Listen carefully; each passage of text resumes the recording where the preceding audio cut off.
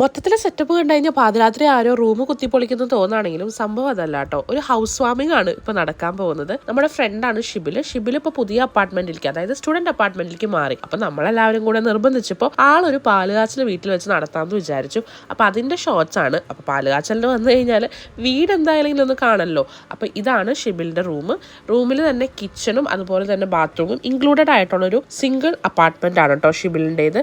അപ്പൊ നമ്മുടെ മെയിൻ കലാപരിപാടിയിലേക്ക് കടക്കാം. അതായത് പാല് തിളപ്പിക്കലായിരുന്നു. ഹൗസ് വാമിംഗ് എന്ന് പറയുമ്പോൾ ആകെ ഈ പാല് തിളപ്പിക്കൽ പരിപാടി മാത്രമേ ഉണ്ടായിരുന്നുള്ളൂ കേട്ടോ. ഇതിന്റെ തന്നെ ആവശ്യം ഉണ്ടായിരുന്നു എന്ന് നിങ്ങൾക്ക് തോന്നാം, ഇതൊരു സ്റ്റുഡന്റ് അപ്പാർട്ട്മെന്റിലേക്ക് മാറിയതല്ലേ എന്നുള്ളത്.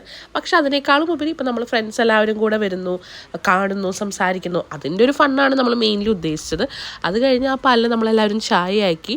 അപ്പോൾ പുതിയ വീട്ടിലേക്ക് മാറിയ ഷിബിലിൻ്റെ സന്തോഷവും അതുപോലെ തന്നെ നമ്മുടെ എല്ലാ ഫ്രണ്ട്സിനെയും കുറേ നാളുകൾക്ക് ശേഷമാണ് നമ്മൾ കണ്ടത്.